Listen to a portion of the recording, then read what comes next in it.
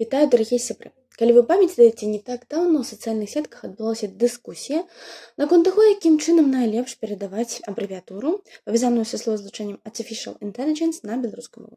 Я заўважыла, што цяпер найчасцей ужываецца літарная абрэвіятура ШАІ, напішыце, калі ласка, у каментарах, ці пагаджаецеся вы з такім варыянтам, ці ўжываеце так вы.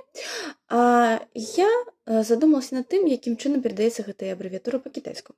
Так вось, наколькі я зразумела, нейкай аўтэнтычнай кітайскай абрэвіятуры не вынайдзена, выкарыстоўваецца ці ўласна ангельская абрэвіятура AI, так, лацінкай, ці цалкам ужываецца кітайскае словазлучэнне. Так вось, сябры, я была ўражана, наколькі кітайскае словазлучэнне па ўнутранай сваёй форме празрыстае, наколькі добра яно перадае ідэю штучнага інтэлекту, бо нават па-беларуску, па-расейску і на іншых славянскіх еўрапейскіх мовах. Трэба яшчэ парыцца ў этымалогіі, каб зразумець, чаму штучны гэта штучны, чаму інтэлект гэта інтэлект, чаму такія назвы, што там празрыстага.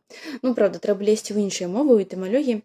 А вось у кітайскай, значыць, штучны інтэлект гэта жангонг чынанг.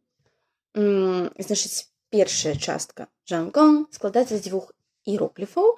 Так, жан гэта чалавек і гонг гэта праца.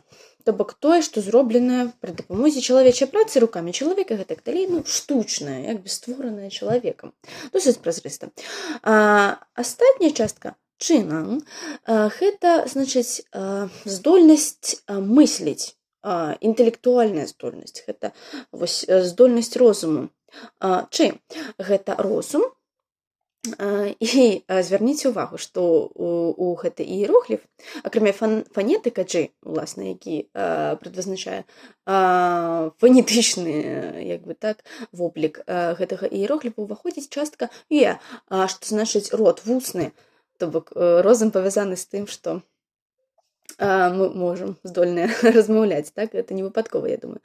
І «нан» гэта здольнасць, мажлівасць, уменне.